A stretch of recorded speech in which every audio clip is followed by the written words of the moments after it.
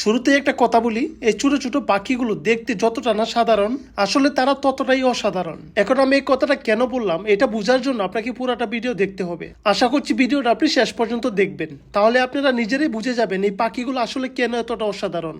এই পেয়ারটা কিছুদিন আগে বেশ কিছু বাচ্চা ফোটায়, যেগুলো আপনারা ইতিমধ্যে দেখেছেন।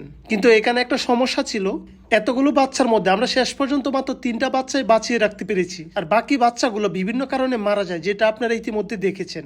এখন আমরা একটা সিদ্ধান্ত নিয়েছি, এই পাখিগুলো এই সেটআপে আর রাখবো না। আমাদের নতুন যে মাস্টার কিংকোয়েল পাখিটা বাচ্চা দিয়েছে, সেইগুলোকে আমরা এই জায়গায় অ্যাড করে দেব।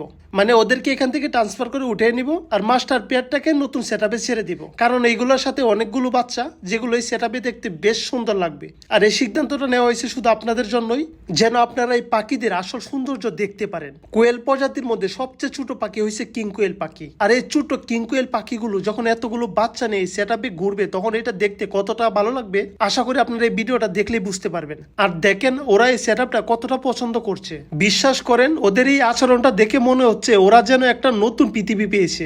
মা পাখিটার সামনে আর পিছনে ছোট ছোট বাচ্চাগুলো দৌড়াচ্ছে, একবার ওইদিকে আরেকবার ওইদিকে। এই দৃশ্যটা দেখলে সত্যি মনটা ভরে যায়।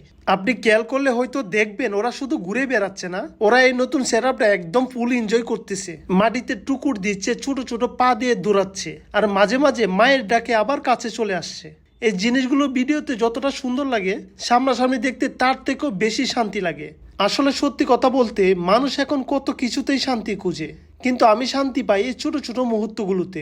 এই পাখিগুলোর সাথে সময় কাটানো, ওদের বড় হতে দেখা, ওদের আচরণ বোঝা, এই ফিলিংসটা একদমই আলাদা। আপনাদের যদি সময় আর সুযোগ থাকে, তাহলে একবার হলেও বাসায় একজোড়া পাখি রাখার চেষ্টা করবেন।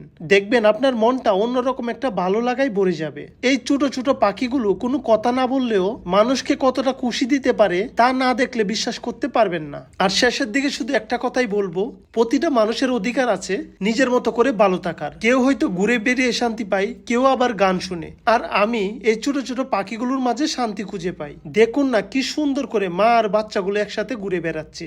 এই দৃশ্যটাই তো আসল সুখ।